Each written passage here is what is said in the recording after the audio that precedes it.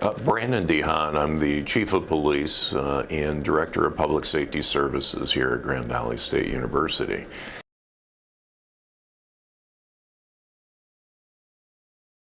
Since Virginia Tech in 2008, the Grand Valley Police Department has been training in response to active shooter. Our officers train at least once a year in that response. We have purchased equipment to afford that opportunity as well. We train either in an academic building and or a housing building. We train along with the Ottawa County Sheriff's Office. We have invited the Michigan State Police, and recently we have also engaged with various fire departments as far as a safety rescue.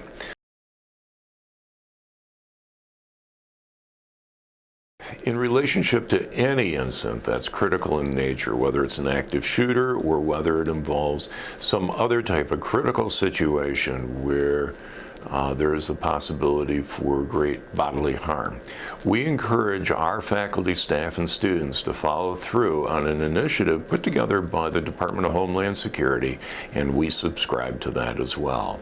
It's called Run, Hide, Fight. It's very important for all members of our community to be aware of these situations that are out there and take precautions prior to an incident occurring.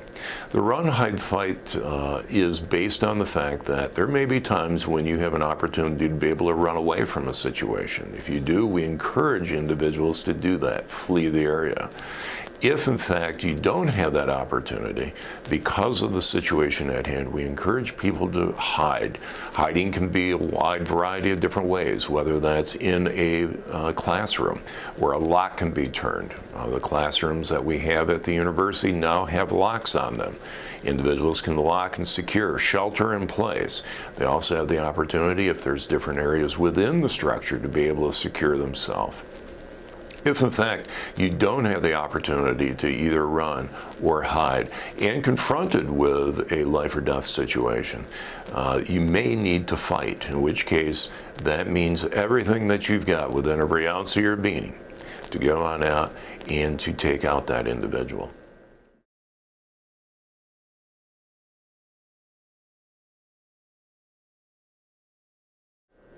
As far as any recent legislation, there's always a number of bills that are being thrown out.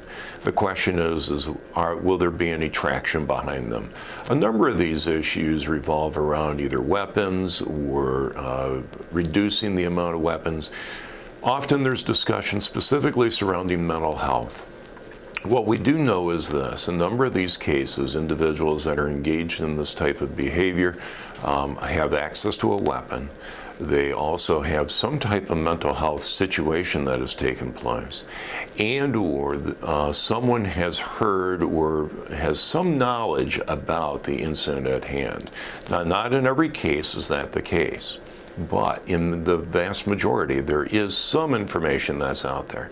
While in some of the recent issues where, specifically in California, where the YouTube consideration is, that particular incident, notice was made to law enforcement. However, law enforcement's hands were tied at that time. Again, an individual with some mental health issues had access to a weapon.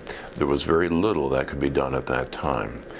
I am hopeful that down the road that individuals will take the time and the effort in our state Senate, our representative, and in the federal government to take a serious look at our mental health system. I think a revamp of that system is in order, and I think that can be beneficial for us to be able to move forward.